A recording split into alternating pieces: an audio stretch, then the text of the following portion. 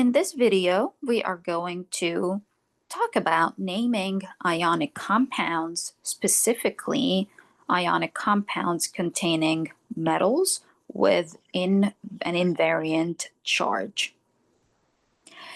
Very broadly, we can classify ionic compounds into two types, as you can see in the picture down here.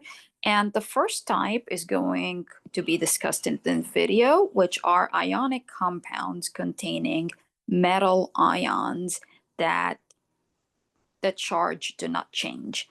And in a second video, we will discuss the ionic compounds containing metal ions that form more than one type of ion. So let's get into the list of metals that will form only one type of cation, and you are required to memorize this list, starting with alkali metals. So alkali metals, something like sodium, potassium, etc. You have alkaline earth metals, calcium, strontium, barium, etc. And in addition, aluminum and gallium ions, Al3+, gallium-3+ in group 13, and silver, zinc, and cadmium ions. Now let's get into the rule for naming these ionic compounds that contain one type of ion. And so we're going to start naming the ionic compound as the formula is written. And on the next slide, I'm going to illustrate with examples. We're going to start with the name of the metal cation, and the name is going to be unchanged. And the second part of the name is going to be the base name of the anion or the nonmetal. And we're going to change the last part of the name and add IDE. All right. And let's look at an example. For the first, I have here three examples. The first example is NaCl. We're going to start with the metal cation, here sodium, and you can see this is unchanged.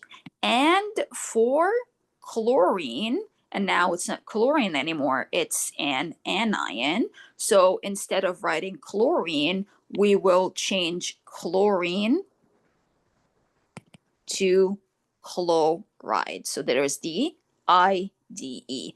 So really we are dropping the Ne at the end and replacing it with the IDE.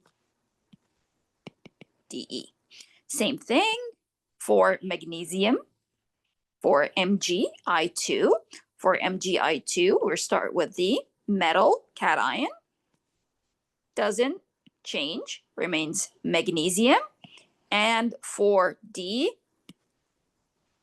nonmetal, instead of writing iodine, okay, we will drop the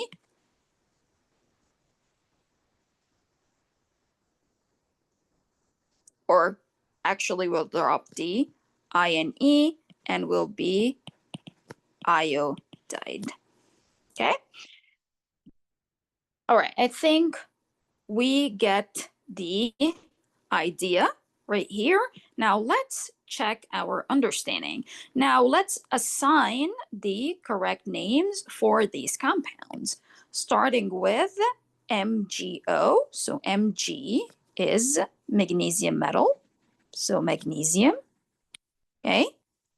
And for oxygen, instead of writing oxygen, we will use the base oxy, okay, or OX, sorry.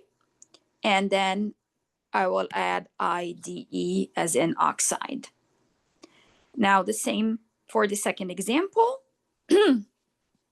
We have here CaCl2. So the metal is calcium.